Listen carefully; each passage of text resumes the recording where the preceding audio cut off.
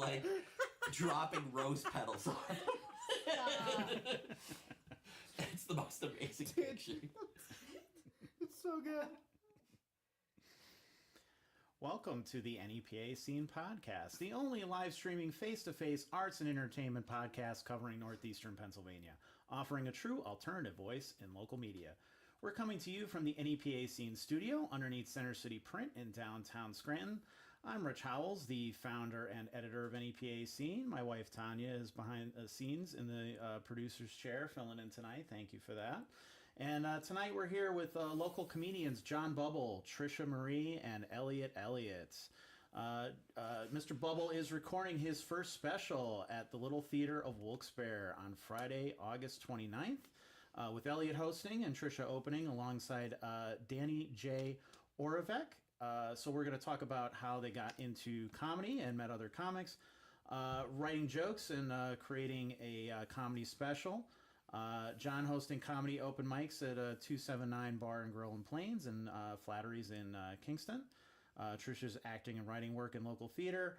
Elliott's artwork and zines featuring creatures and weirdos. I think that's an accurate description. Yeah. Organizing and hosting comedy shows in northeastern Pennsylvania. The changing roles of comedians in modern culture. Much, much more. Please join our conversation with your questions and comments down below. We'll get to those later on in the show. Before I dive in, I just want to thank our sponsor, Center City Print, who provides us with this great studio space. You can use promo code NEPA Scene in person or online at centercityprint.com for 10% off. Center City Print can bring your ideas to life in 4 locations: Scranton, Old Forge, Kingston, and Hazleton.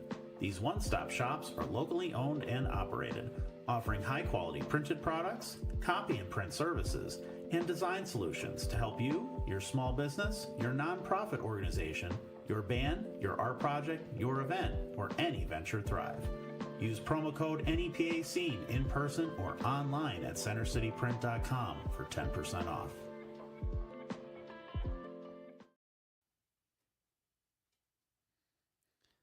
All right, so if you guys could maybe start off by introducing yourselves and maybe tell us how long you've been doing stand-up comedy.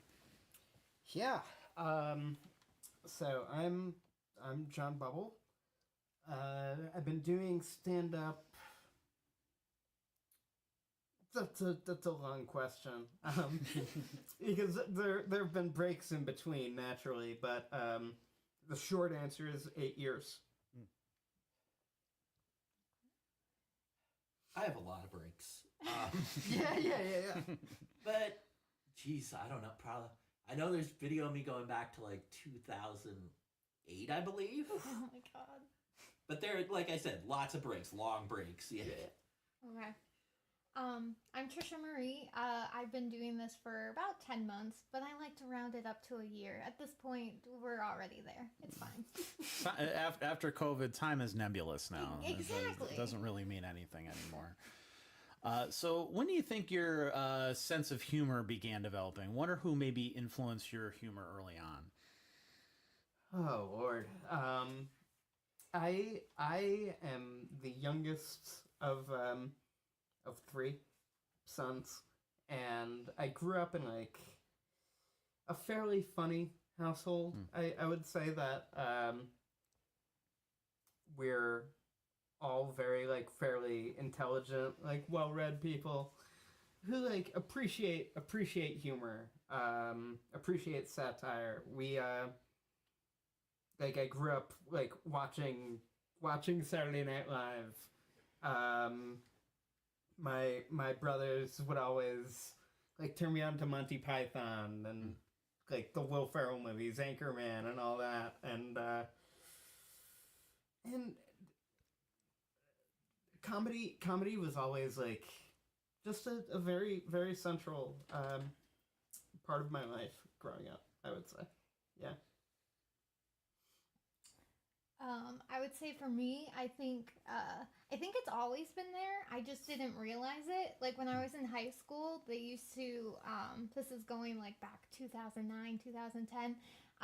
They used to have the MTV show Made, and they came to my high school, and wow. they picked me to like be on. I didn't make it, but they picked me, and I was like, I wrote down, I was like, I want to be a comedian, and they were like, no. They were like, you're gonna be like something else. So I chose like pop star, but I was like, I think that's pretty accurate. They were like, no, you have to go through more before you can be really funny. Well, joke's on them. Right? I mean, what does MTV know anyway? I should tell you what they don't know: music videos. Exactly. My sense of humor came as 90% defense. People are less likely to punch you if you make them laugh. Yeah. Yeah, and I don't know. I guess that and watching Pee-wee's Playhouse, and there were a lot of like stand-up comedy television shows in the late 80s. Like it became a thing, and I think that had a lot to do with it. And late night TV, because we didn't have streaming. Because I'm old, so I'd watch a lot of late night TV because I refused to sleep. And yeah, that's where my sense of humor came from. What would you say made you want to get into doing stand-up? Oh boy. So I took the scenic route getting there, I think. So I originally I was a theater boy. Like I've been performing on stages since I was like 13 in like community productions and etc. And it got to a point where I was out of college and I was kind of just searching for something to pass the time, and NEPA Scene was running the open mic. This was before the V-Spot. So this was Woodlands, or was this Thirsties? Thirsties. Okay. R.I.P. Now Cheap Shots. Yeah. Rest in power. But I went up there, and man, like I was hooked like almost immediately. I wasn't good immediately, but I certainly fell in love with the process of it.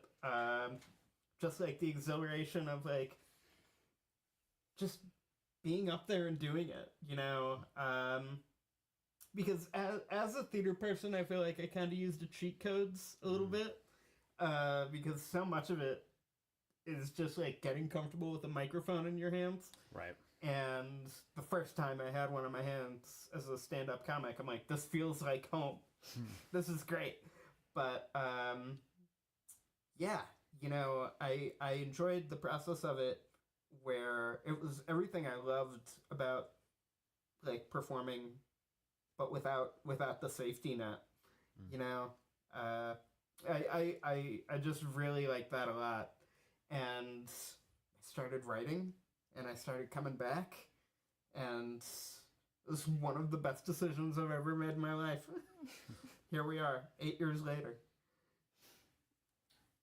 I'd say for me, if any comic, this is 100% true. I've talked to almost everyone. You have to go through something really bad in order for you to be like, yes, I want to do comedy. So I was in a dark place, and at the time, I was on the Scranton improv team, and I still am, but Ryan and Bubul and a couple other people were also on the team, and they did comedy, and they invited me to come to an open mic, and I was like, whatever, sure.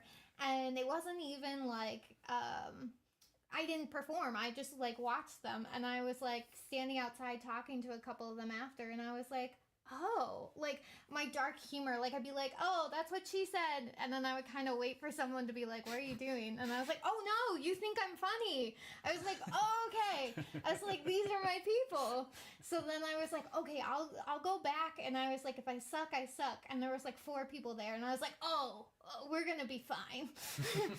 So, and then I just continued. And spoiler alert, I was there. Yeah, the you first were. night you tried. Yeah.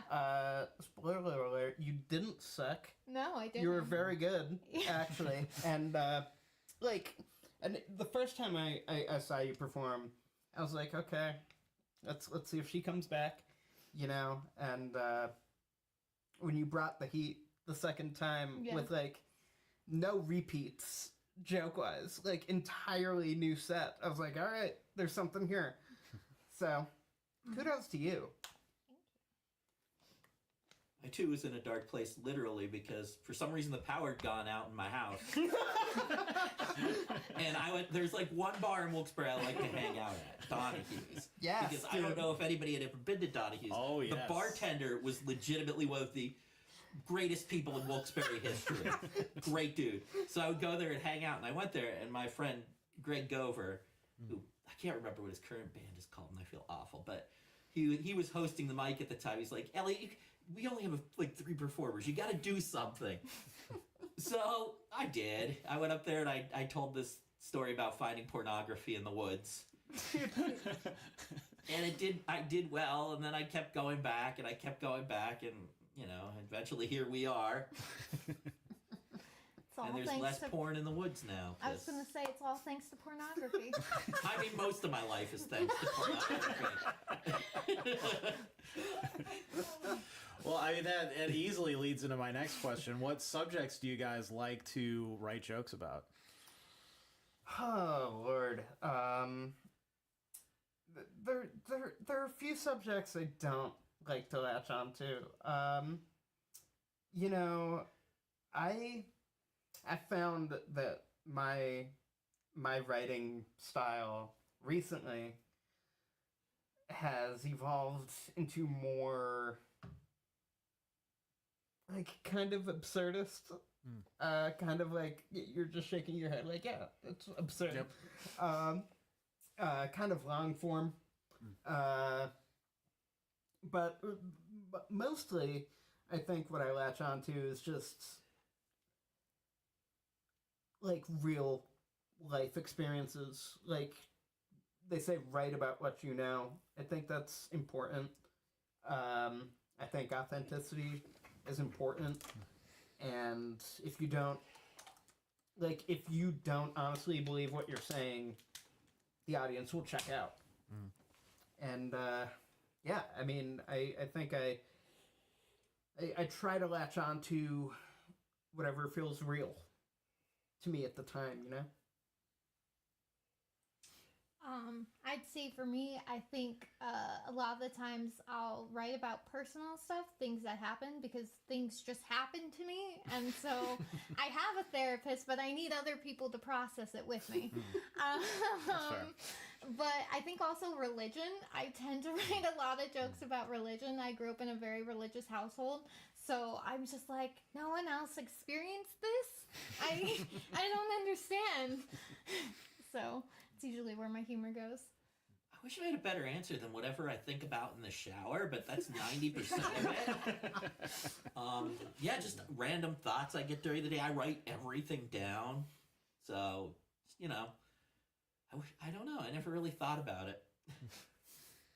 So for those who are maybe kind of writing their own jokes and things, how have you developed your jokes and maybe put a set together, whether it's an open mic set or a set that you're doing for a more professional type show? Right. That's a great question. So what I do, I know everyone doesn't do it this way, but I have a notebook. I write it out. Like I'll write bits out long form, and then I'll just edit the fat out of the jokes. I took during COVID. I really had an uptick in like creativity, as a lot of people did, and I started writing more and got interested in stand-up again. I started doing Zoom mics, and that was fun. But I took a class online in through Laughing Buddha Comedy. They're a comedy club located out of Brooklyn. and they talked a lot about word economy, just getting to the joke in as few words as possible, and that kind of changed my perspective. I think that's part of why I wasn't great at improv too, because so much of it is like I had stand-up brain, and stand-up brain is you get the laugh as quickly as you possibly can. Yeah. And improv isn't always about that. It's yeah, dude. It's not always about that. And I enjoyed it. It was fun, but like stand-up's the primary love, I think. And yeah, you know, I just write it down, and I tend to be really good at, or at least in my opinion, I think I'm good at cobbling together like a cohesive set. Like the transitions from like A to B to C are usually fairly fluid in how I perform my sets. Like some people just get up and they wing it. I don't know how they do that. I need to have a game plan. Yeah. But yeah, that's pretty much how it works for me. I just write it and perfect it, and like I edit out all the unnecessary words, and then I just try it and see what works. Yeah, I would say for me, usually it's just writing, like Elliott said, anytime, like I write anything that I think down, like I'll be at work and I'll be like, oh, this is a really good idea, and I'm like trying to write it, and it's bad because it's like, I'm writing the most random, like, shorthand thing nobody would know. I'd be like, God masturbating. Like, what? And I'm, like, so scared someone at work is going to find it. I'm going to be like, well, everyone thinks about that, right? Yeah. But I'd say just, like, anything that happens to me, I write it down, and then it's just performing it. And usually everyone's pretty cool that, like, we're all pretty close in the scene. And so I'd say, like, people will come up to me after and be like, yo, I think your joke was good, but, like, here's some advice. And I'm like, oh, okay, solid. I'll take anything. So, yeah, it's just really what happens and the help from other comics as well. Honestly, the only stuff I have pre-planned is if I'm working on new stuff. Yeah. Like, otherwise, like, and now I'm going to explain how I do this. Yes. Since you wanted to know. I have this building in my brain built with all my bits in different places. Like, there's rooms. There's, like, the childhood room, and there's, like, the trauma room. And trauma room's huge. The random pet stuff room. And I just kind of, like, pick a room and walk around, and, like, I attach jokes to objects. So I just pick up different objects while I'm walking around to think about them. That makes 100% sense. You're like, oh, I found this. Yeah. Here you go. Oh, this is what I can talk about now. And then sometimes somebody says something that sets me off at an open mic, and then I explain the proper watching order of Star Wars. Dude, I was literally trying to explain that to Trisha earlier before you got here. That was one of my favorite open mic moments of all time. I have a bit where I explain, like part of the bit is the proper watching order of Star Wars movies. And I did that bit earlier in the night. This was just last week, and Elliott got up, and the first 3 minutes of his set was basically just to me. Like, the other comics were, like, kind of checked out, but he just ranted about the proper Star Wars watching order. And I'm like, this makes so much sense. This is so funny. Also, part of what made the bit for me was, like, you explained why it's an asset to date you. Yeah, and I explained why it's the opposite, because I will do this. Yeah, dude. You know, you gotta start a New Hope, then Empire, and then you go and watch the prequel trilogy, because who Darth Vader is means nothing before that. Well, I mean, that's Star Wars. When one person brings it up, Yeah. 5 other people got. Oh, yeah, about it dude. then. Yeah. It's I'm glad one I of didn't those do things. the Chewbacca masturbating thing. Now we have to hear it.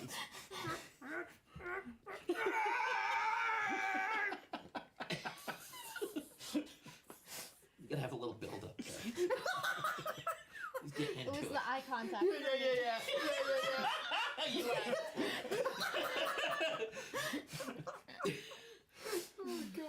Which is really funny because when we had the Mezzos on here recently, they also talked about Chewbacca, but specifically about his dick. So, yeah. I mean, there's a lot of room for speculation there because he's nude, but you don't see anything. Like, Exactly. what's flapping beneath that fur? They were specifically wondering if it was more of a humanoid type dick, or is it a Red Rocket sort of Yeah, dick? it might be in a sheath or something. Yeah, like.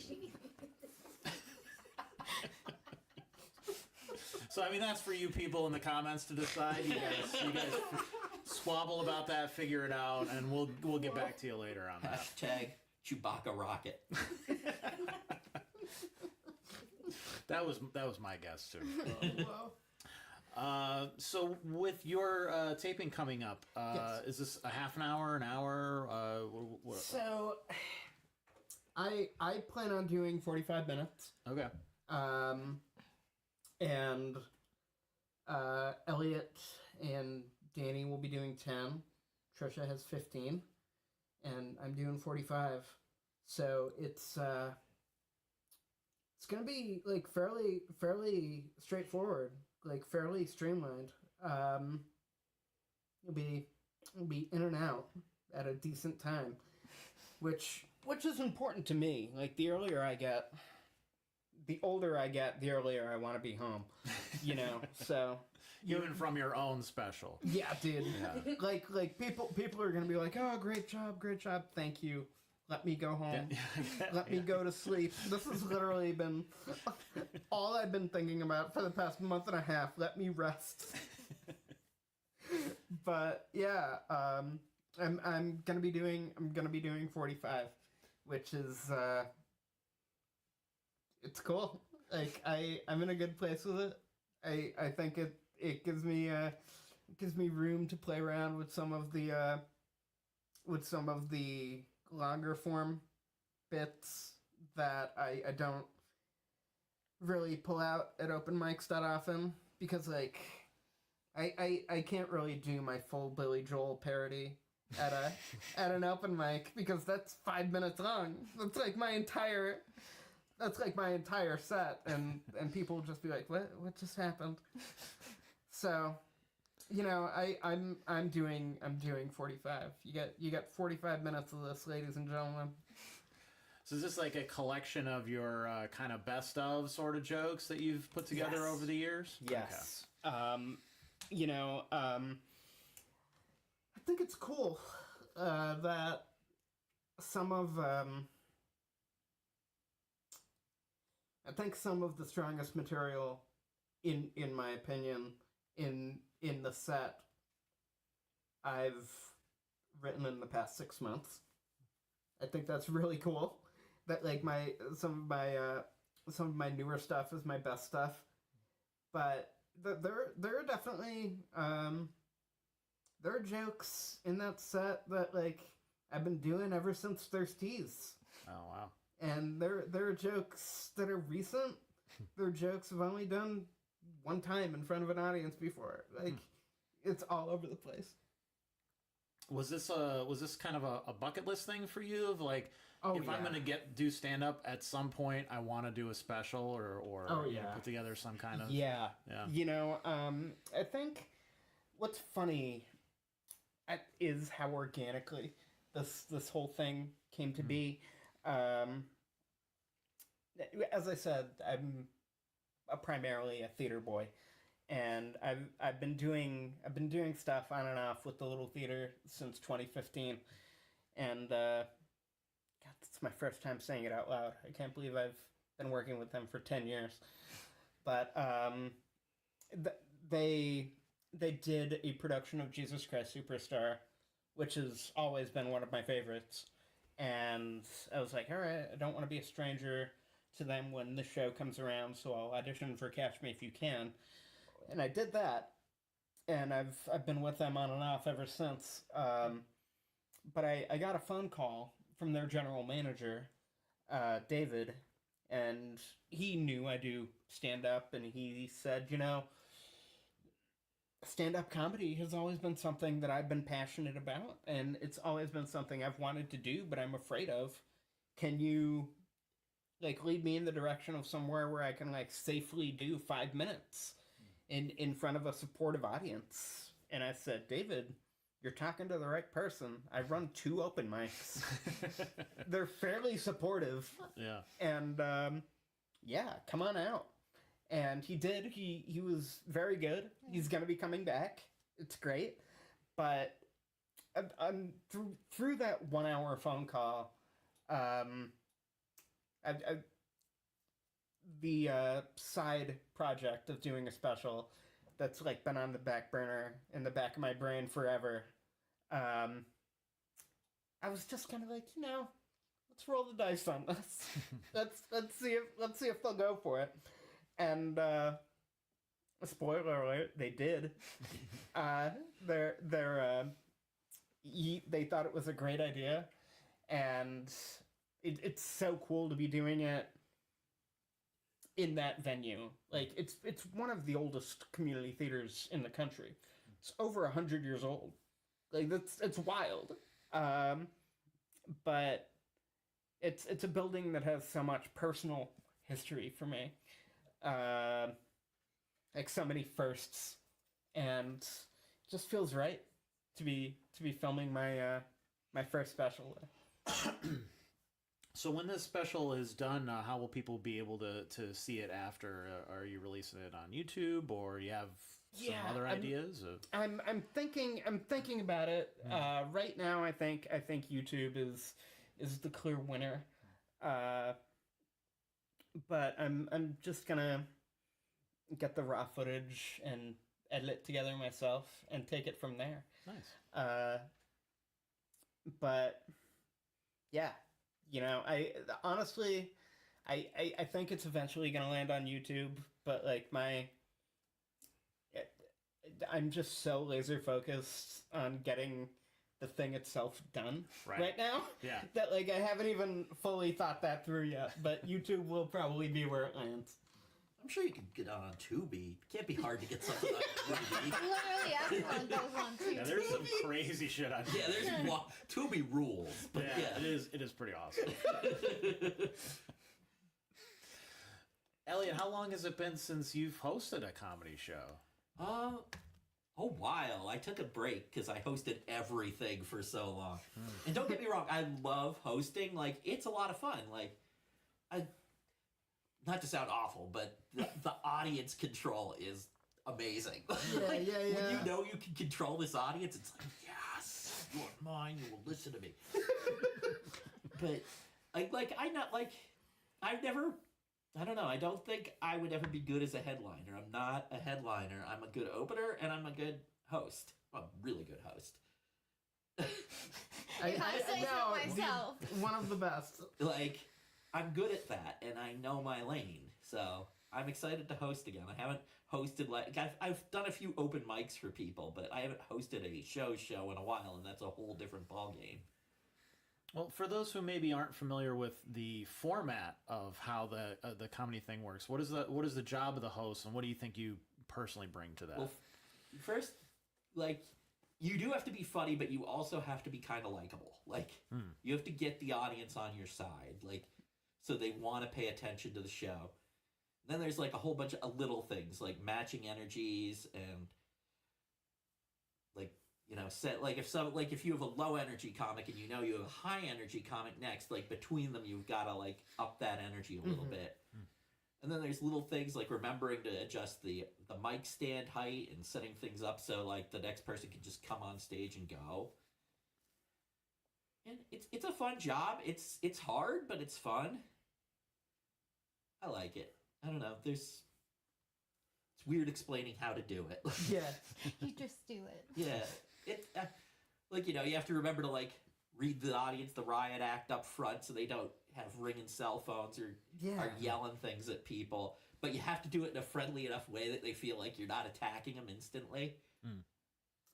And it's such a crazy moment for me to have you hosting this, because again, when I started doing this 8 years ago at Thirsties, you were already well established, and you were one of the comics who like I always looked up to. So I think it's really cool that like you're on my show now. You're on the show now. I think that's awesome, and thank you. It's funny because when I came back, like after my long post-COVID break, I was like, I'm not gonna host or produce anymore. But now we're just at, I'm not gonna produce anymore, and it's kind of soft. Like, if I have a really good idea, or I find like a weird place that will let me do a weird thing, I might be into it. Oh, you have a house in the woods that's abandoned? I can do a show at? Absolutely. Are you gonna film porn in the woods? Is the real question. Right. No, I do have a woods idea. It's called the Blair Comedy Project. Stop. Which is really, it would be a taped special, and the first at least 20 minutes of it would just be the comedians and audience hiking through the woods, so and getting lost, ending up in an abandoned building and doing a comedy show there, and then everybody dies. Dude, you should pitch it to NEPA Comedy Fest. Like, go for that. I probably should have. It's not too late, dude. It's not as good as my rest stop comedy idea, which is my Golden Goose, which is where we travel up the rest stops on 81 and do a 10-minute comedy set in each one in this caravan. And the reason I like it so much is because I like imagining the dude watching the security camera see this person come in with an audience, deliver a speech, since I don't think the security cameras have microphones, and then everybody just leaves. Yeah. And they're like, what the fuck is happening? Is this a cult? That sounds like a dream. Let me know if you ever want to execute that. I'm all in. Half my comedy shows I feel like would end with somebody who doesn't know what's going on being like, is this a cult? And the answer is It yes. kind of is, dude. But yeah, producing is hard, man. Yeah. Trisha, what do you have planned for your set? Are you approaching this any differently than you would a typical? I guess I've been doing this more often. In the beginning, I would just be like, he said I would come in with different jokes all the time, and I was like, I have to continuously change my jokes. And now I'm landing on, okay, I've done this enough where I know what jokes are hitting and what jokes aren't. So now it's just putting it all together and making sure that they all flow simultaneously, which there are at least 2 or 3 jokes that I'm like, oh, this is so good, but I have no idea where this is gonna sit. I have a joke about the who stole the cookies from the cookie jar, and I don't have any lead into that. It's a classic. So it is a classic. It's a classic. But I'm like, well, how do I? So usually I'm just like, you know what? I don't have a lead into this, but we're gonna talk about it because I was like, I have nothing else. So. I used to have a whole joke about segues that I do just so I could be like, I don't have any at the end. Segue, won't. Nope. And Trisha, for how long you've been doing it, it is absolutely stupid how good you are. How just intuitive you are. Just your approach is so fresh, and I just love it. I love what you're doing, and I'm psyched. I'm psyched to see where it goes. Thank you. Sorry, I get weird when people talk nice things about me. I think the whole community right now is really good. Yeah. Oh my god! Because I came back after this long break, and everybody was really good, and I didn't know who any of them were. Because pretty much when COVID hit, it seemed like everybody that I worked with, except Ange, kind of vanished. Yeah. Now they I took a little bit of a break as well. And you and I kind of picked it back up around the same time in the Spacement, R.I.P. I always tell Ryan Flaherty, like, I might not be still doing stand-up without him. Yeah, like, his importance in the scene cannot... It can't be overstated, dude. I love him to death. Yeah. And, yeah, you know, I think the Spacement did something really special to the community. Was great. And so is Abide. And so is the Loft. He runs a good mic. He runs a great mic. He runs it's every first Wednesday? Yeah. Every first Wednesday at the Loft he's there. And there's another open mic on the 3rd. Yeah, currently tonight. Yeah, it's tonight. I would be there if I wasn't here, a couple blocks away. Yeah. They do comedy and poetry there. The thing that drug me back was Angelia texted me like, you should come to my mic at Heat. And I was like, oh, yeah. Okay. It's 5 minutes from my house. And I was like, yeah, I miss doing this. The Heat mic was special. Yeah, the Heat mic was great. I'm hoping it starts up. I think it might. I've heard rumblings. But the Heat mic was cool. That was a very fun room. That was the first time. Yeah, that was my first. That was my first mic, which I was very happy because I was like, there are 4 people here, and I was like, if I bomb, nobody has to know. It'll be fine. Yeah. So it was really cool. I'm so glad Angelia is still producing. Like, oh yeah, they were my production partner, you know, back to the Keys for years. And I dropped off the face of the earth and they kept going, so I'm glad they did. Yeah. Now she's running stuff at the Burnt Norton. Yeah. She's doing a show at the Scranton Fringe. Yeah. That I think I'm on. I'm hosting one of them. Yes. I'm hosting one of them. I think I'm on. Both of us should be on it. Yeah, thank you. Thank you for confirming. I'll need to put it in my calendar. But yeah, you know, she's doing the thing. Yeah. And again, she kind of dropped off for a while too. Oh. And it's cool to see like a lot of the old heads like doing it again, and like a lot of the new heads. Like it's cool to see. It's cool to see you. It's cool to see like it was cool to see like a Chris Jones before he moved to Philly. I'll never forgive him. Brian Walsh, I'm looking at you. Yo, dude. Brian Walsh. Dude, yes. Come out. I miss you. But it's even cooler to see like next gen. Like it's cool to see like a Ryan Manzo. It's cool to see a Trisha.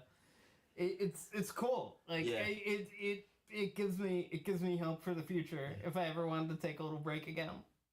Like Armand, he was just starting when I kind of bailed, and now he's a goddamn juggernaut. Oh my god, dude! He's so funny, so good. He's so funny. He's one of the few who, honestly, he doesn't even need to say anything. Yeah, like he can just stand there and I'll start laughing. Like he's a great so funny. He's one of the smartest writers. Oh my god, so good. Masterclass. So, in what you're essentially saying is there's a really great comedy scene in northeastern Pennsylvania right now. Right now, it's better than I've ever seen it. Which is interesting too, because you know, other than Wisecrackers at Mohegan and Wilkes-Barre, there aren't really a lot of dedicated comedy clubs around here. So, can you maybe talk about how you guys organize shows in this area and get comedy out to you know, the general public? People who are interested in seeing a comedy show, where are you going these days? I think at least my answer is like wherever I go, I feel like I have a tendency to and I use the term affectionately, but wherever I go, I have a tendency to just collect weirdos. and like, I love them. And I feel like with me producing and hosting open mics, it was just a classic example of knowing the right people. You know, my friend both of my friends are DJs actually, and they both reached out to me. My friend Ben reached out to me about a year ago at this point, and he asked if I wanted to start hosting an open mic at 279 in Plains. And man, Bubble Fest will always be the firstborn, but and it's great. You know, I enjoy it. It's definitely stressful. There are moments where I think like I never asked for this. Like I wouldn't know anything about that. Like I don't love being in a position of power sometimes. Yeah. I think Yeah. I'm with Elliott where I feel like I'm better as a supporting player, but yeah, also like Elliott, I feel like I'm slowly learning on the fly to be a good facilitator, and I like that. It's fun, but both with Flaherty's and 279. Whenever I go to a mic, like the hang is so important to me. Like hanging out with the homies, like talking to them, like just giving them notes on their bits, just like watching them progress. It's so important to me, and I can't really do that if I'm hosting. There are like a million things I need to be focused on. I need to be focused on like how much time they're doing. I need to give them the light. I need to be taking pictures. I need to focus on the list. Like there are so many aspects of it where I'm like, I enjoy it, but this isn't what I love about open mics. So I'm excited to see where else like being a facilitator takes me, because like last year at this time I was hosting 0 open mics, and less than a year later I'm hosting 2.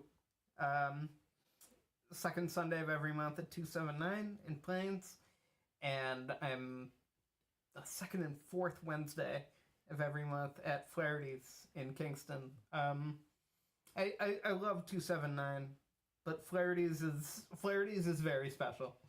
And I'm sure these two will agree with me. That's a special room. Yeah. I would assume with it being a comedy focused mic that more people are there ready to laugh. Maybe the audience is a little more specifically focused for that. I mean, sometimes you get that. Sometimes you just get people having full voiced conversations over the stand up. Yeah. But again, like I was trained in the V spot.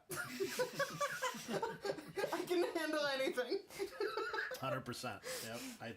I tell people that all this. I try to be honest with everybody who comes to that. You know that it's a tough room for comedy. It's a tough room in terms of just acoustics. Yeah.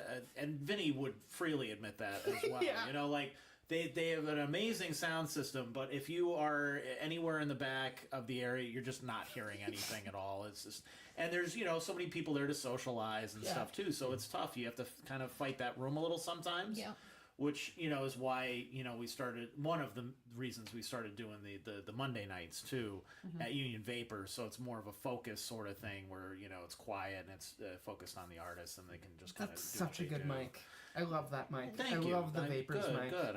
I'm glad. We're gonna keep working at it. We're gonna keep trying to get people to come out to that, because I think there's value in both. Yes. There's value For in sure. a room where it's quiet and everybody's focused and that sort of thing. But you also don't want a room where it's so quiet and so focused that everybody goes, yeah, great job, whatever, and you think, oh, I have a killer set. Yeah. And then you go into a room where you gotta kind of fight a little bit, or maybe win the audience over a little bit. Yeah. And you're not prepared for that. Yeah. Because everybody just is your friend who's patting you on the back and saying great job. Yeah. So sometimes you need a room a little bit to kind of figure, oh, okay, that broke out. That's the joke. That's the really good joke that got people's attention. See, the V-spot is so elusive as a comic because, like, I'm 8 years deep. I'm still trying to figure out what works and what doesn't. Yeah. But, like, sometimes out of nowhere, you'll have a good night. Yeah, absolutely. And you'll be like, oh, I'm gonna keep coming back. Yes. And then, like, you'll come back the next week, and it'll be the longest 10 minutes of your life.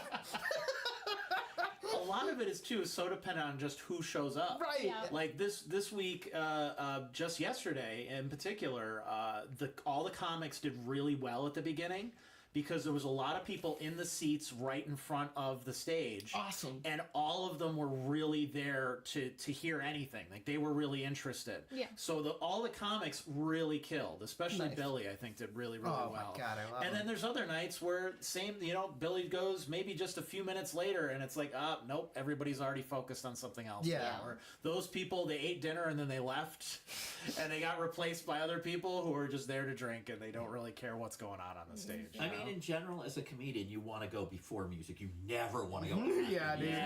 Yeah. Because once people hear music, they get themselves in the mindset of, oh, this is a music thing. I can talk and not pay attention. Yeah. Well, they pay attention, but pay attention differently. Yeah. So, like, comedy before music can work. You might get booed if you're opening for ICP or something. But Right. comedy after music is an amazingly tough uphill struggle. Yeah. So what are some of the better venues to host shows at, for people to go see comedy? Where should people go right now? Again, Ange has been doing shows at the Burnt Norton. Yeah. I think that's a very fun room. Billy and the boys at Pact, they like my personal favorite room is Bar and Company. Oh yeah. I think that's a really fun room. The Keystone stage, RIP, was always a good one in my opinion. Another one Billy does shows at is the ANZ Hotel. That's a fun one. That's a little more intimate, but I love all of those rooms. The Loft is great. Like where Ryan Flaherty and Armand are hosting their open mics. I love the Loft. Very fun room. I would say for me, I think all those, as he said, were good. I have a little soft spot for Gino's. Oh yeah, dude. It was my first time really performing in front of a real audience, and it's such a fun room to be in. Everybody was really excited and ready for comedy, so I think that's always good. But yeah, that's definitely one of my favorite rooms. I mean, if we're going for my favorite room ever, it's gonna obviously be the Keys. Oh yeah. Dude, R.I.P. Yeah, right. The Keys was the best room ever. They let us do whatever crazy ideas we wanted. It was such a good room. But other than that, I love the Spacement. The Spacement structurally is the most ideal comedy room in the area. It's got low ceilings. It's small. It's that's all you really need So is fire low hazard. ceilings. Yeah, totally. Yeah. Trapped so you can't leave. Yes. Right. In general, those are the ideal comedy rooms are small, low ceilings, separate from up the bar. Yeah. Yep. For real, Spacement made me fall in love with performing again. I love when I'm in any room that makes me forget that I'm in northeastern Pennsylvania for a second. And Spacement has a big city vibe to it. Yeah. I like weird rooms. For sure. I like when shows go so bad they're good. I love that. When I did a show at a place that claimed to be a pirate bar, Oh my but God. there was no piracy at all. There were some stuffed fish on the wall. Some guy tried to fight Eric Drexler. Oh, dude. Were you the only one that dressed up as a pirate? No, I did not dress up. I did download something illegally on my phone just so there was some kind of piracy going on. Dude. Unbelievable. So, Trisha, I want to talk about some of the local theater that you've done. I know Mr. Bubul has as well. How did you get into that, and what kind of roles have you played? So I got into theater. It was like right after COVID, 2021. And my sister had been like telling me for like a long time. She's like, if you want to do something, just do it. And I'm like, well, no, maybe I'll take my time, whatever. She's like, no. So I've been thinking about it for a while, doing theater, and I did it in high school and a little bit in college.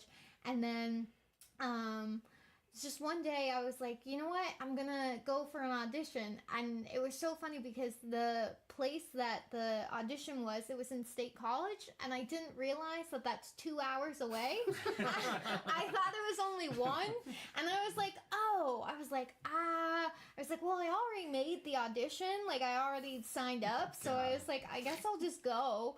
And then I went, and I was like, there's no way I'm gonna get a part. And then I got a part, and I was like, well, now I can't not. So I was like, I guess we're doing this. So I drove like 2 hours, like 3 times a week, back and forth. And my family was so mad at me. They're like, what are you doing? I was like, I have a dream.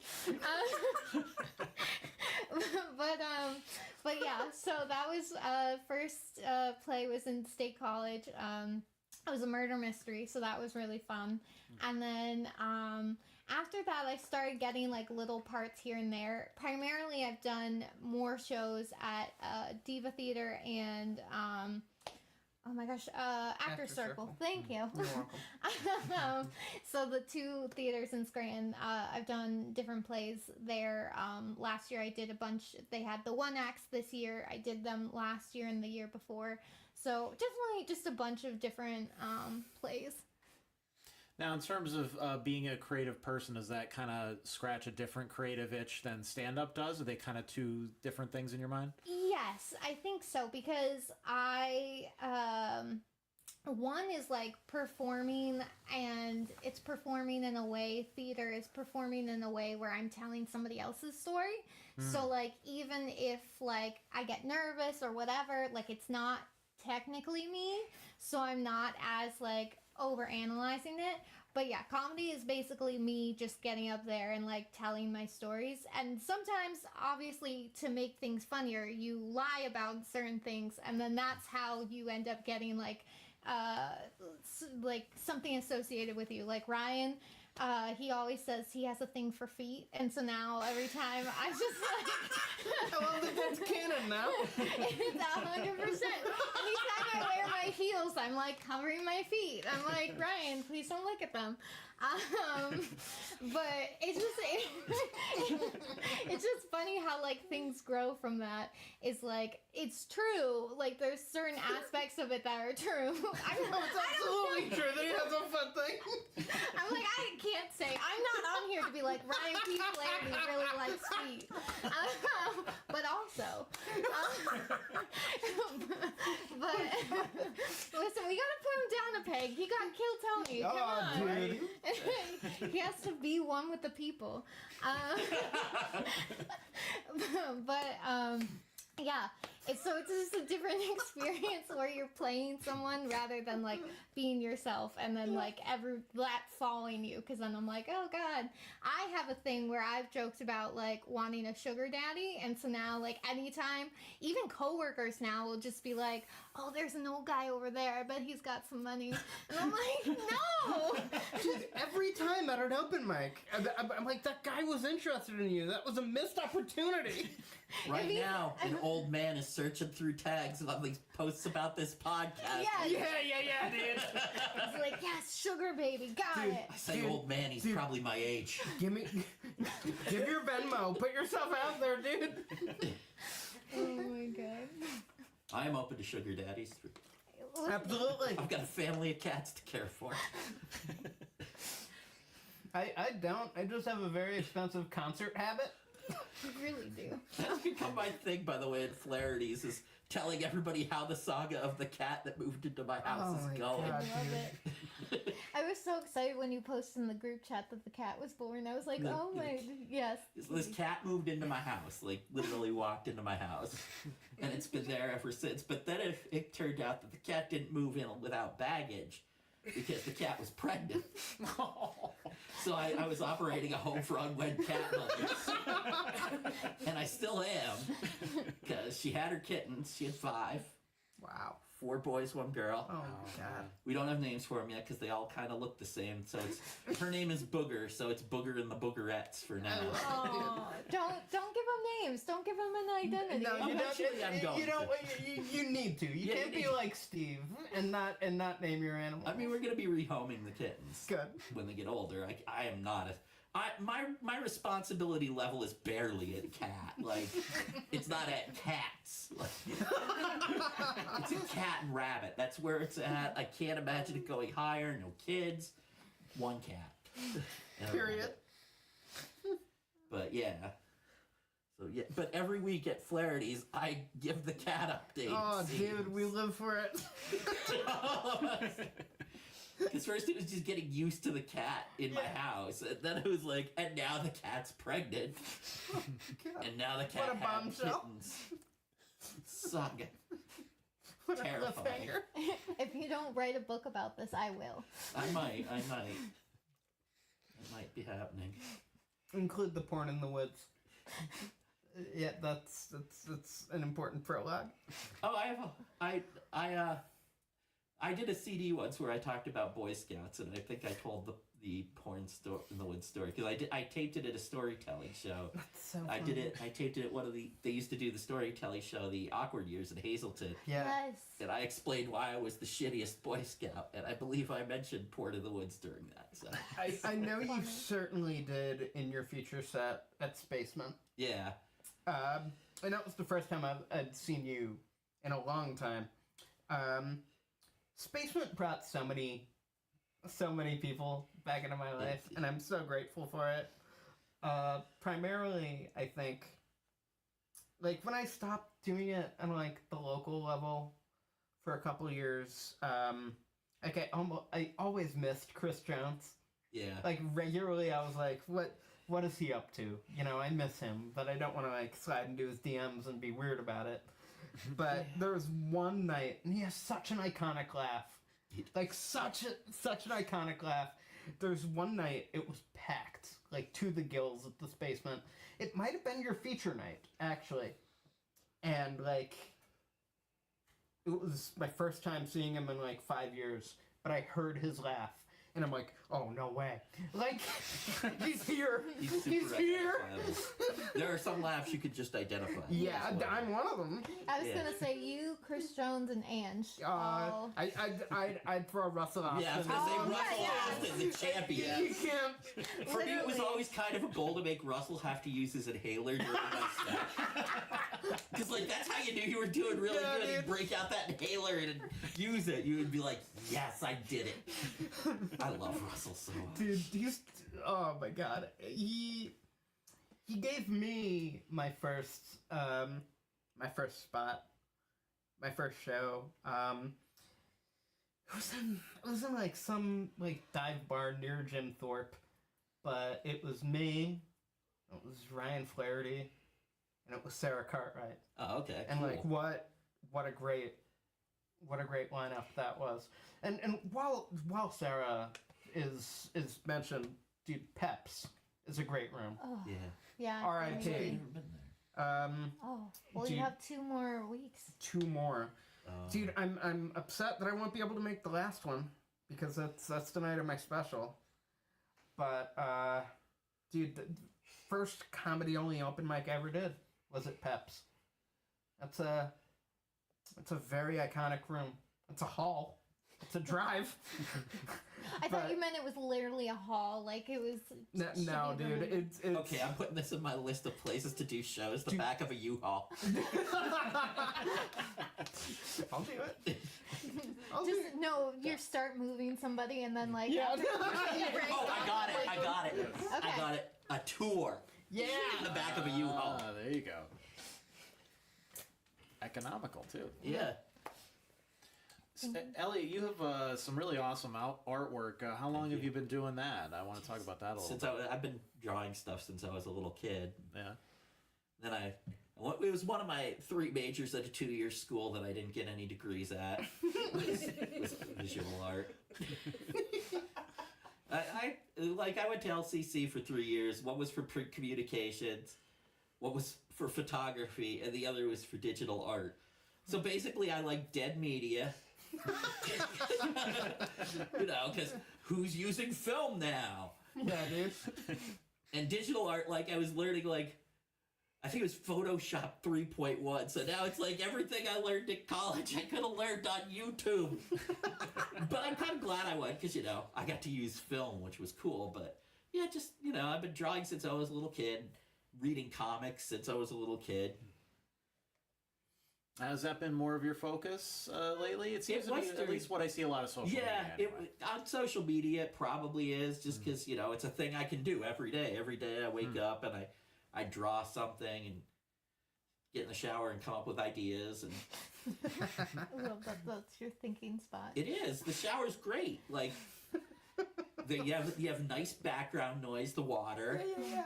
You're in this isolated chamber, sort of sensory deprived. It's just you and your thoughts in the soap. It's great. Usually if I'm left alone with my thoughts, it wouldn't go well. Dude. I mean, in some ways, when I actually get down to the meat and potatoes of writing, I like to be around people. I like writing at fast food places for some reason, like McDonald's or Taco Bell. And that was another reason I ran out of ideas during COVID, was because I couldn't go to Taco Bell. And now, I worry about for a while I was worried about the other Taco Bell regulars I saw. And, some of them I haven't seen since then. I'm like, oh, no. What happened to that old guy that was there every day? And I noticed a lot of the focus, at least the stuff that I've seen, is on kind of creatures and monsters and I like monsters, killers, and criminals, weirdos, things like that. Yeah, Why the focus there? I've always been into, I don't know, horror and weirdness. My literal first memory is seeing Star Wars at the drive-in with my parents. I was 3. And it was the Mos Eisley scene, because there were all these crazy looking creatures. Yes. I was yes, this is the best thing ever. I mean, and that I don't remember anything before it, so I assume it was the best thing that had happened to me up until that point. It's the only thing you can compare it to. Yeah. Nothing. Yeah, but ever since then, I liked monster movies when I was a kid. I still love monster movies. And then, I was a VHS kid for the 80s. Okay, I still collect. Yeah. But, I went to the video store, would rent horror movies instead of having supervision. Well, let me put some of the art on the screen so that people can actually see what we're talking about as well. It makes so much sense that your first memory is the cantina scene. Yeah. I think that really opens up your imagination when you see that, Yeah. especially when you're young and you've never seen anything like that before. Yeah. I mean, the impact of Star Wars on my life is kind of immeasurable. I learned to read on the comics, Yeah, dude. because I would make my mom and dad read me the comics. The one there where they were just sound out the letters and you can make the words, and that's how I figured out how to read. Oh my god. I owe Howard Chaykin, of all people. He did the art on them. I picked it. Now I have them, but so yeah, I owe so much to Star Wars. And you also have a website where all of this stuff is available. Yeah, well, I have yeselliott.com, which just links to everything else mainly. And so you have zines and mini comics and things like that. Yeah, I like to print stuff. Especially, I love mini comics because I leave them places. It's like graffiti I can't be arrested for. It's great. So it's good chick tracks. Yeah, You know, exactly. not horrible, I shitty do ones. love chick tracks. I do too. I've collected many. Yeah, anytime I see them, I'm like, you're coming with me. Yes. I have a favorite one, Angels, the one about the metal band. Yep. I totally know the one you're talking Probably has about. the most offensive line I've ever read in a comic. I'm trying not to be canceled, so I'm not saying it. But it involves the wedding present. and the manager giving them a wedding present, the two guys getting married. It's awful. But it's my favorite chick tract. Like, I think if you're reading chick tracts, you're either agreeing with them or you're getting a kick out of how truly fucking awful they are. Yes. Yeah, dude. There's no way the person creating them wasn't a monster. Like, he did write that line, and for that enough, he's a monster. God. So that's yeselliott.com. Yep, 2 L's, 2 T's. I'm that kind of Elliott. So there's artwork and prints, mini comics, zines, t-shirts, buttons, stickers, all that good stuff you can get there. So you should definitely check some of that stuff out, because I think your stuff is really unique and a lot of fun. Thank you. And then let's talk about, you know what, let's answer some comments before we Oh boy.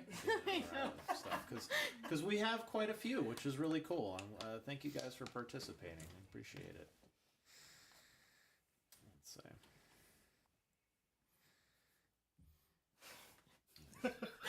Anticipation because it's either like people you know or comics. And I'm like, Foot That question. could go either way, Yeah, for yeah. sure. Let's see. Lord. Sugar Daddy offer. Yeah, dude. Chris, about my D&D class, I play bards. Laura says Trisha and John. Heck yeah, Elliott is also so cool. See, lots of cool. That's a good stuff. Oh. Thank you. You Laura obviously loves, don't loves know your us. hairpiece. Oh, okay. Who does? Laura Keller. Oh, okay. Yeah. Let's see. Ryan Manzo says John looks like Danny DeVito was playing the Penguin in an Always Sunny episode.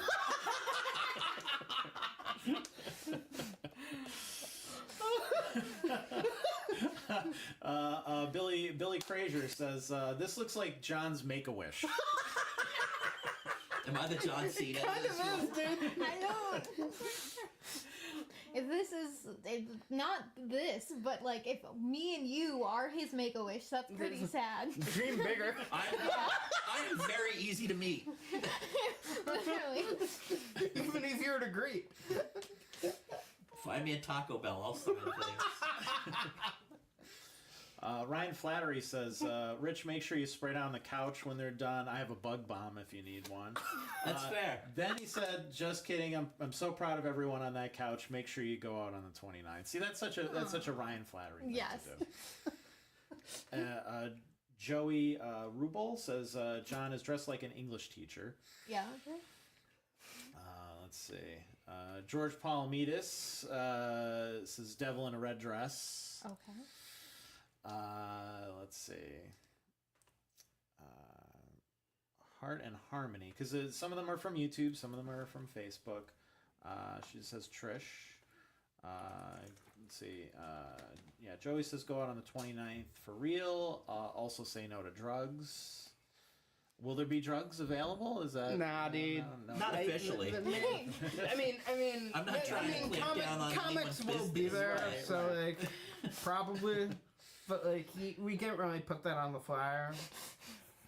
It's not a free acid kind of comedy show. I wish it was, dude. I'd probably be a lot funnier. Yeah, dude. Ryan Flattery says John looks like he's melting into the couch, like that Above the Influence commercial. That's great. Love them. Laura says God would masturbate to Trisha. Oh, so there thank you go. I've always That's wanted. what you want to hear. The creepy part of that is he can see you all the time. I know. He's like Santa, but more powerful.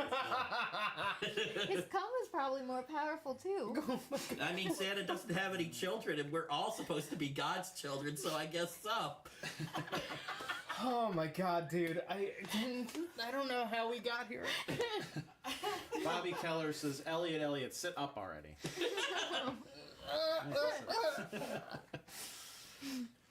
Yeah, posture. Joey asks if is it possible the post-show party could be at Applebee's? I don't know, dude. These diners open that late. Ooh, is it? All right. Yeah, Dee's Diner's $24. Maybe. Fries with Maybe. gravy. Maybe. No half price apt. Ooh, maybe. There's always the sheets option because God knows I have the points. Baby. Oh, baby. See, recently I have been a Sheets over Wawa guy. I love sheets. Like, I was a Wawa guy for so long, but like that 2-for-1 hot dog deal at Sheets. Yes. The Sheets Hell yeah, hot dude. dogs are magical. They Yeah, are. dude. You can get bacon on them. Dude. I ordered chili dogs by accident at Sheets. I'd never so had good. one. Never had one in my life. And I unwrapped it. I'm like, oh, this isn't what I signed up for. But I ate it anyway because I'm like, I paid for it. Yeah. And it was good. Chili's part of my order. My order is always boom boom sauce, chili, onions, and bacon. Sheets, sponsor me. Please. I would love to do a show in the eating chamber Oh of my Sheets. god, Oh my dude. God. Get me a show in the beer cooler, dude. If you work at Sheets, at a level where you could get us to do a show please. in one of your eating chambers, I am there. After party. Let's go. I will do it for hot dogs. Oh my God. Hot dog and a handshake. Oh, I'll do dude, it. give me some mac and cheese bites and we're sold. John says anyone who's willing to go to a Wawa, not Sheets, is insane. Is that That's fair. Just John is the only Okay. name on That's there. So. as a Sheets supremacist, yeah, I could agree with that.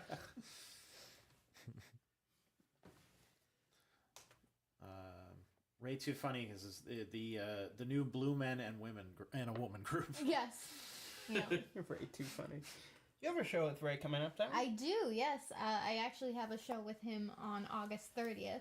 So the day after the special, I have a show with him at Solstice in Scranton. So Fun I'm really room. excited. Fun room. I've never actually been, so I'm excited. I only performed there once at Gusta Savage's open mic. Yeah. And there was an old man at the bar Oh, who yeah. claimed to be Jack the Ripper. So that's what you run into at open mics sometimes, dude. But I don't think you'll have that problem. Last I heard, he was banned. Yeah. I don't know.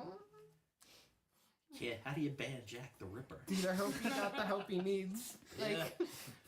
Jack the Ripper, dude. Like, I had to abandon. I had to abandon my set. Like, he was just yelling, "I'm Jack the Ripper." And That's I was like, fair. Like, and I was like, "Sir, you realize that's like impossible." should ask why he did it. Is it really the syphilis thing? Are you working for the Queen? What's going on? I have questions. Let's see. Tanya wants to name all the cats for Elliott. So she said, I'll start Snot. And Laura added Mucus. So do we want to continue the theme? I mean, Or it's potential. It has potential. Yeah. I was thinking more Osmond Brothers. And name the girl Marie. okay. Donnie's the only one I can remember off the top of my head. Yeah. He's the only one worth it. Yeah. There's the one Osmond record that's really good. Crazy Horses, the Apocalypse one. Hell yeah. So good. Let's see. Nikki says, that's my baby. You guys are doing fantastic. Any other shows planned for August for everyone? Or even into September? Do you have anything coming up? Elliot? I'm No. lost without my calendar, to be honest. I was gonna say, I know for me, like I said, I have the one the day after the special on the 30th, and then September 26th, I think, is the Fringe. And we're Thank gonna you. be on I need to remember that. Remind me about that. I am Yeah. on the Fringe show that I think you guys aren't, maybe. I think Yeah. that's the one I'm hosting. Okay. I don't know. I'll need to check my DMs. Yeah, like I said, I'm more likely to tell you when cool things are playing at the drive-in than when Yeah, I have dude. something I need to remember. So going what's on. coming up? What's cool? Let's see. Pee-wee's this weekend, Yeah, right? Pee-wee is this I'm weekend. thinking about it. Thinking about it. Next weekend's Camp Blood, but I have a show the night of Yeah. the night I really want to go. Yeah. I know Houseu is coming up, and that's Oh, my favorite man. movie ever, so I'm pretty sure I'm going to that. Dude, it's a great movie. It's so wild. Dude, the Mahoney is so good. It is. We went not too long ago. Yeah, it's to see the Muppets. Muppets. It was great. I got a little Ernie puppet for my niece, Nice. and she loves it. She plays with it every day. It's awesome. My favorite event of the year is always their VHS Fest. Oh, I've never been. VHS Fest is incredible. I mean, I don't know how incredible it would be for you because you probably don't like. I don't know how into digging through bins of VHS tapes you are. But Oh, I'd enjoy it. I would enjoy it. it's a lot of fun. All right. So, in terms of, are there any national comedians, touring comedians, anything like that right now that you guys like that you would recommend as well? Oh God. Right now, really, really into John Mulaney. I like John Mulaney a lot. In terms of like, kind of more obscure, but definitely like touring and like headliner status. I like Josh Gondelman a lot. I like Mike Birbiglia. I like more of like the storyteller comics because that's what my style kind of leans more towards. Like it's not necessarily like joke punchline. It's more like tangential and storytellery. I would say my biggest whenever I'm asked that question is usually Mike Birbiglia. I saw him on Broadway like 2 or 3 years ago for my birthday, and like he said, he's just very much a like storyteller, and it's like you're in the middle of it and you're like, oh, this is really sad. No, this is really sad. And then he somehow turns it around and I'm like, oh, that's funny. I'm like, you're using your trauma. That's really great. Fueled me in the pool, probably. Yeah, that's what I saw. Yep. And then Pete Davidson, I don't know. I think he's so dry-witted and funny. I saw him at the Kirby a couple of years ago before COVID. Oh, yeah. And I think my favorite thing is still, for whatever reason, he didn't want the audience to clap. He was like, you can laugh. He's like, but just don't clap. He's like, it makes me uncomfortable. And like people got mad about it. And I was like, no, I 100% understand. I was like, because like I know I do this and I do so many things that are like public facing. But, like, the idea that, like, people see me and, like, know me, and I'm like, oh, please don't. Like, it's very weird. So get used to it, kid. The fun thing with clapping is it's, like, almost instinctual at comedy shows. Yeah. And, like, I've always wanted to play with it, but I haven't quite figured out how to do it yet. Like, just figure out ways to make people clap against their will. Like, I have a word for it, clapathy, but I haven't. Yeah. Clapathy. It's good. So funny. But yeah. I understand not wanting clapping, but like I said, I want to mess with it. Yeah. I like messing with things. I am so bad at keeping up with, like, stand-up, to be honest. I'm really bad. I know there's a new Mark Maron special I've been meaning to Oh, watch. yeah. Dude, it's but so I have good. not yet. I didn't even watch the new Bill Burr yet. Like, Also great. I am terribly behind. I don't watch a lot of TV. You I can't sound be like as bad as Ryan Flaherty. Why? Because he's terrible at watching, like, movies. You'll be like, oh, have you seen this? And he's like, no. Oh, I'm great at watching movies. Yeah. I am terrible at watching TV. Yeah. Like, I'm great at watching movies no one watches. Like, I'm not necessarily great at watching movies everyone has seen. Yeah. Oh, Lord. I've really been enjoying Josh Johnson. Have you seen his stuff? Oh, Yes, yeah, dude. yeah. He's coming to the Kirby Center. Yeah. Yes. I don't know when. Yeah. But because I don't know if they've officially announced it yet. But Yeah. I know he said he was coming to Wilkes-Barre, and I'm like, well, where else is he gonna go? Yeah. It's gonna be, I would assume the Kirby Center, but I think his stuff is because he's just constantly writing. Yeah. Like, Yeah. The sheer volume of Yeah. stuff that guy puts out. I'm like, if he's not the successor for The Daily Show, I don't know who is. 'Cause Yeah. he's just so quick-witted with that kind of stuff, and like immediately has great jokes or interesting insight on something that just happened. Like, it's literally like that night, and somehow he's in front of an audience already doing it. It's Yeah. just really, really, really brilliant stuff. But you know, it's really good that you brought up Mark Maron and Bill Burr. because the other thing that I wanted to touch on, I don't know if this is even anything that interests you guys at all, but I like to, whenever I have people on, I like to just kind of get their opinions on things, just on general stuff outside of the usual locally focused kinds of things that we talk about. And it just, to me, and you could agree or disagree with me, it seems like stand-up comedy is in such a strange place culturally now. Where, first of all, everybody's starting a podcast, or everyone is in the middle of like hundreds of episodes into a podcast. Where it's like, I love comedians and I like to listen to a lot of that stuff, but it's like, it's so much. It's just so much. And it's like, I don't want to hear my best friend in the world talk this much. Never mind like these complete strangers who at some point, I don't care how funny you are, you've run out of things to say. You jump the shark. Talk about, And then you also have these, now that people are kind of consuming these podcasts, comedians seem to be kind of known more for doing that than they do the stand-up. Right. And then when they finally do the stand-up, a lot of it's not that great. Yeah, like it's like they're focusing so much on the podcast stuff, and I guess because that makes money and it's kind of a steady sort of thing, or maybe it's more steady than stand-up would be, or like touring would be, or things like that.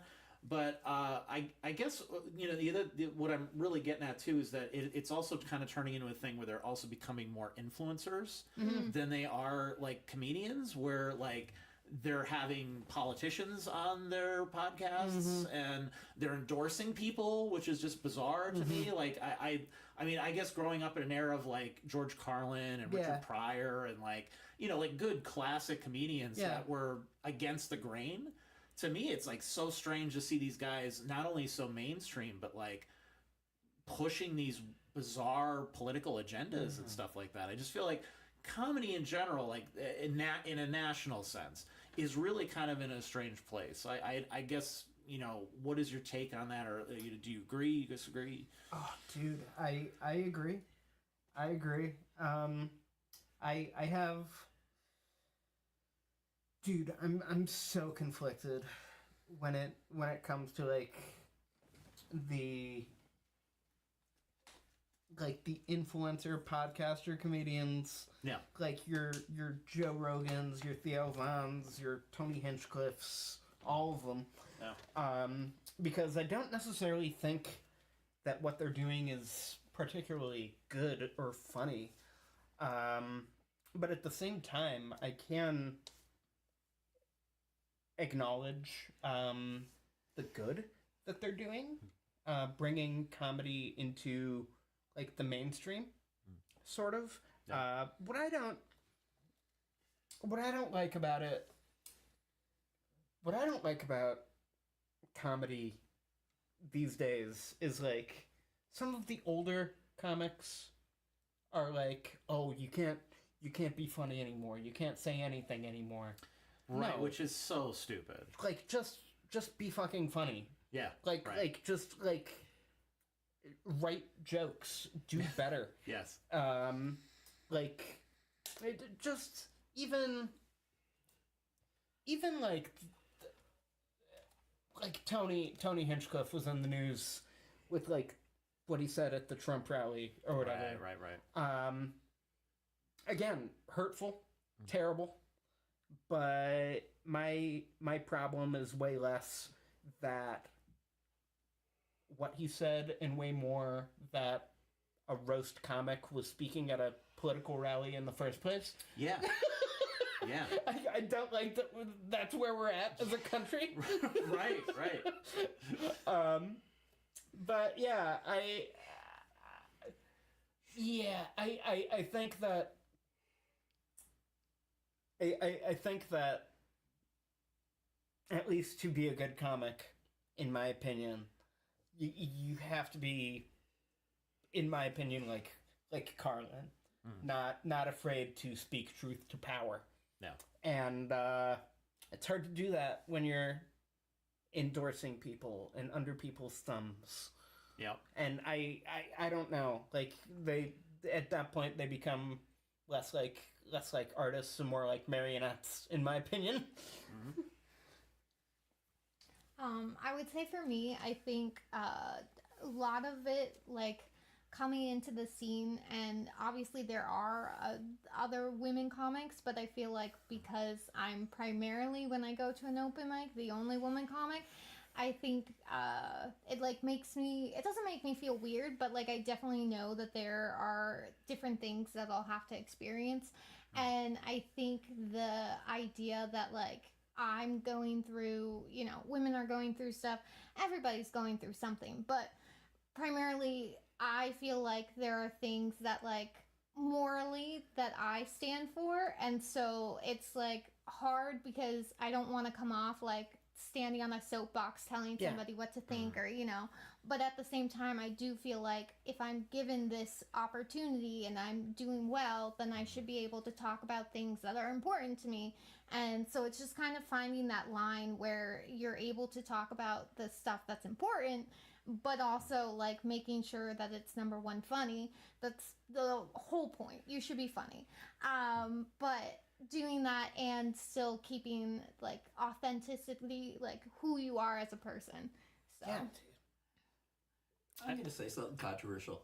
It's too easy to be a fucking mainstream comedian right now. Hell yeah, dude. Like, remember, like, okay, when I was younger, like, to be a mainstream, like, everybody knows you comedian, there were, like, 5 dudes. Yeah. Yeah. There were a lot of other dudes you know if you, like, watched Carson or, God, I'm old. Or, like, you know, you watch the late night shows, you know these other people. Yeah. But now everybody's a fucking mainstream comedian. We have to hear everybody's dumbass opinion. Yeah, dude. And now they're like, you know, I don't want to be an influencer. I just want to be fucking funny and do dumb Yeah. shit. Hell yeah. Like, Right. and it's just people, and like, there's a certain level, like, when you get to it, it's really hard to be still funny. Like, Yeah. Patrice O'Neill said comedians are always funnier when they're still taking the bus, and I 100% Dude, believe that. unbelievable. Like, you know, because, like, you get to a certain level, you stop being able to relate to people. Like, you aren't amongst the people anymore. How are you going to entertain the people? I think we're seeing that with the top podcasters right now, and I don't even have to say who it is, Yep. and you already know who the fuck I'm talking about. But like that's when you're at that level, you stop being relatable, and Right. then these guys start to get resentful when their audience kind of talks Yeah. back to them, Yeah. and is like, hey, like, you're not who you used to be, or you're not talking about the things you used to talk about, or whatever, and they can't stand being questioned. Yeah. You know, like they reach a certain level where their egos just get so huge. Mm-hmm. Also, I think a lot of them weren't that good of stand-up comedians before they fell into podcasts. I agree. Like, I think, like, my 2 favorite podcast comedian guys are Marin and Pete Holmes. Oh, And yeah. they were great comedians before they started podcasting. Yes. I'd throw Gethard in the mix too. Chris Gethard. I generally don't listen to Beautiful Anonymous, Oh, which is dude, you weird should. because the Chris Gethard show is my favorite comedy I thing love him. ever. Like, I the love him. public access Chris Gethard show, when it was just legitimate fucking chaos, like, is my favorite comedy thing ever. Dude, Yeah. I met him. I shook his hand. Yeah, he's a real I nice dude. cried for like 5 minutes after. We had a pleasant conversation about soda, Oh, dude. because he's a soda head too. Yeah, dude. So we talked about soda. I had my Asbury Park Saved Music shirt on, and we talked about Jersey for a couple minutes. I saw him in like a small club in Lancaster, and dude, like I stood in line for like an hour and a half to meet him, but it was so worth it. Yeah. Like he's such a He's a good dude. oh my god. Russell opened for him. I know that, yeah. That's that's crazy. I mean, that's the dream, dude. He's a Jersey punk kid. Like, Yeah, dude. How like did- we have, I have definitely been to multiple shows at the same time as Gavin. I There's no guarantee you. doubt about it. Yeah, definitely. No way. I have. I'm surprised it took us this long to get on a Gethard tangent. Yeah, we've both seen Lifetime probably more times than we can count. I would bet money on that. I'd say also Mike Birbiglia, he Oh, has a hell yeah. podcast, and what I like about it is it's like generally him just talking to other comedians and like them coming up with like new ideas and like working on it together. So like watching that too has like really helped me and like being like, oh, this is like a different way to like write comedy or do this, or just like it's just watching 2 people talk, and but it's like actually funny because they're eventually focused on talking about writing the joke and doing, so there is like comedy focused on it, which I think is pretty cool. I mean, as a creative person, I like listening to other creative people get interviewed. Like, I can't imagine wanting to listen to a comedian interview a politician. Get the fuck dude. out of here, baby. Dude. Right. Although Marin, the Obama, that was the pretty Obama good. episode of Marin is You have great. to be a really good interviewer, though, and Marin is. That's the thing. I don't love Marin as an interviewer. I feel like as a comic he's great, but I feel like he makes it very much about him. Fair. Which is why I think Rich is a great interviewer, like one of the best around, because like it, because I mean you can make this about you. You can make this about like the influence you and NEPA Scene have had on the arts community, but you don't. No, and that's by design. I always interview people. The way that I was that I've always found more engaging is the less of that Howard Stern sort of style, where it's like he has his own fans and that sort of thing, but he overtakes interviews and he talks over everybody. And I can't stand that. And I sit there and I clench my, and I'm like, God, shut up. Just shut up and let him answer the goddamn question. You have one job. You're right. Like, that's, So, like, when you're at that level, it drives me crazy that, like, people just don't, if you have a guest on, that's the whole point, is let the guest talk, like, they're the expert, so to speak. Here's we're talking about this topic. I'm having you on here to talk about the topic. Why you want to listen to me talk about it? I want to, I could just sit here and talk to the camera all day if I wanted to do that. Like, that's the whole point of a guest, I feel, So yeah, I appreciate that. For sure. Marin and Burr in particular, just in the last couple of weeks, have really gone on the warpath with kind of coming back at a lot of these guys, your Joe Rogans and your whatever, just pointing out that, like, you guys should really be staying out of, world affairs and things like that, and get back to telling jokes and stuff like that, and stop platforming a lot of as you mentioned, not really great comedians either. There's a lot of just outrightly they weren't ready for the spotlight kind of comedians that just buddied up to these guys, or they just this guy's really funny in the room, like when we're all hanging out and maybe having a couple of beers or smoking a joint or something, but in reality, on stage or whatever, this guy is not ready for this, and there's a bunch of them that you can kind of say that, and it sucks because I see a lot of people locally, it's the same kind of thing you see when you see when you see a nationally touring band, and maybe you see the openers and you're like, God, I can think of 20 better openers than this. Why did they choose these people? Or, some of these guys who maybe should have, retired years ago. It's like, give somebody else a spot to get in there. And I feel like the same way about, local comedians too. Like, you give you guys a spot, let you guys get in there. And I'd love to see it. And I'm not trying to call out any local venues or anything like that, but we have touring comedians that come to the area. How come we have touring bands where we can have a local opener, but we can't have local openers for national, I know there's some contract stuff involved in that sort of thing, but I can't imagine it can't be worked out in some cases. Right. Like a Jerry Seinfeld, that's probably not going to happen. Yeah. He's very specific. He's had the same opener for how many years? That's how it is. But other comedians, I'm sure there's got to be hey, there's a cocktail hour before the show starts. You can't have somebody in there, telling a couple of jokes locally, help promote the local scene a little bit. That's so important. I agree with you, Rich. You just need to to be successful. You obviously need to put the work in. But there's a lot of luck involved. And I consider myself to be just a fairly lucky person. I've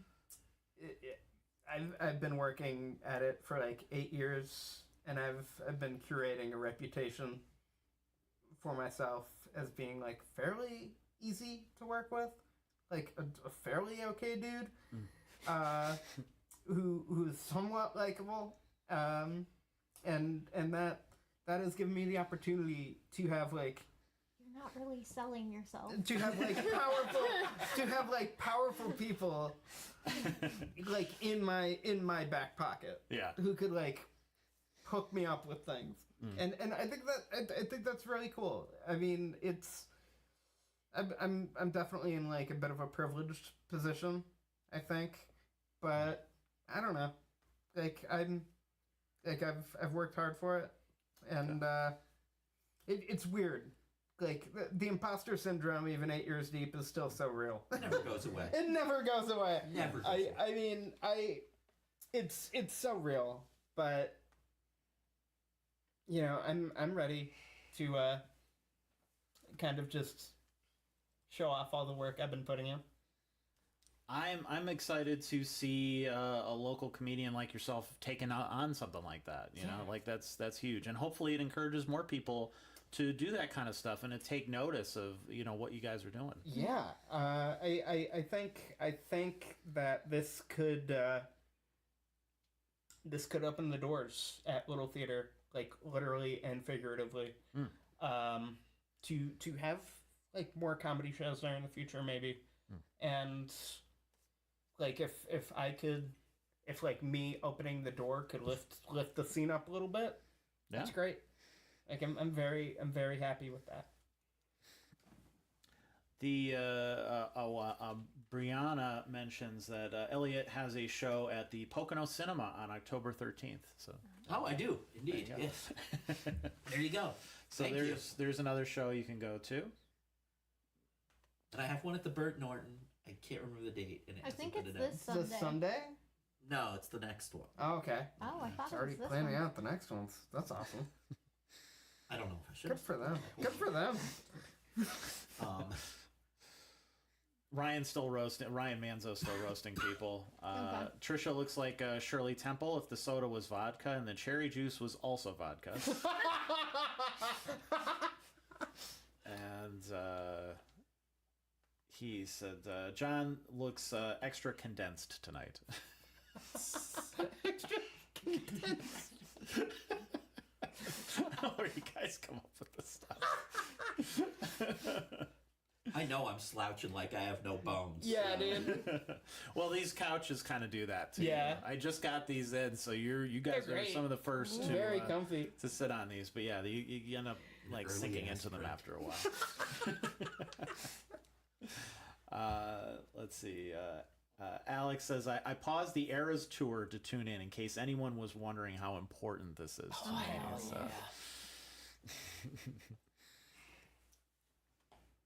And Laura says it is this Sunday. There is a show this Sunday. Okay. And Yes, there is a show at the Burt Norton this Sunday, but I believe it's not the one I'm on. You believe? If it is, I'll be there. I could check my phone, but Trisha, your Aunt Kathy and your Uncle Fred want to know when you're bringing the show to Virginia, right? It's as soon as I can. Okay, good. Oh my god. if you need an opener for your family reunion, Yeah, dude. Call us. Yes. Alex says, better watch out for JD Vance with those new couches.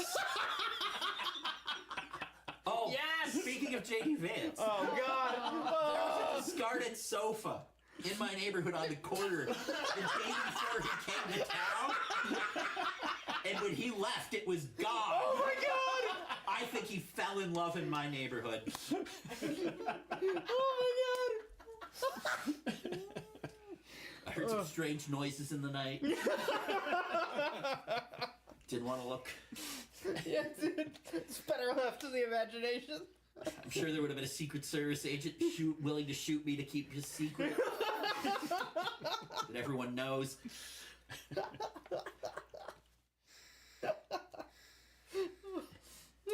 Well, anything else we want to mention before we wrap up here? Yeah.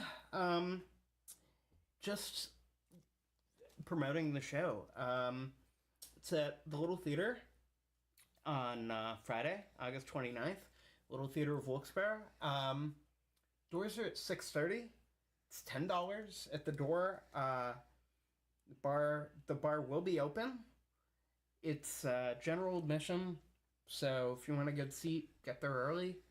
And the show starts at 7:30. And the whole thing will be wrapped up like shortly after 9. It's gonna be just in time for me to go to bed on my birthday at a reasonable hour. The beauty of this is I will be home at 9:08. Yeah, dude. But yeah, dude. I'll be show's over at 9. I'll be popping a melatonin by 9:30. I'll be good. But yeah, just come to the show. It's gonna be a lot of fun, and it's gonna be a special night at like a very special, like iconic local venue, and that's very cool. Anything else you guys have? No. Well, thank you, Rich. Yeah. This has been awesome. Thank you. This has been great. I appreciate you guys coming on. Yeah, Of course, thank you. It was a lot of fun.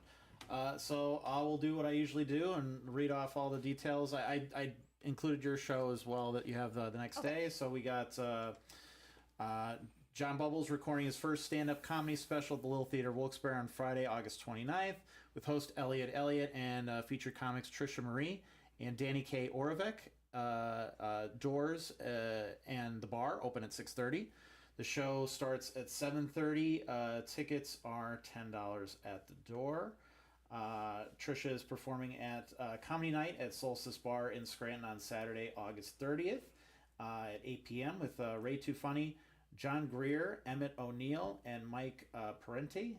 Doors open at 7. Show starts at 8. Tickets are $15 at the door. And visit yeselliott.com to check out Elliott Elliott's artwork and buy prints, mini comics, zines, t-shirts, buttons, stickers, and more. I also have a link to my show schedule that I can't ever remember. There you go. It's there. Awesome.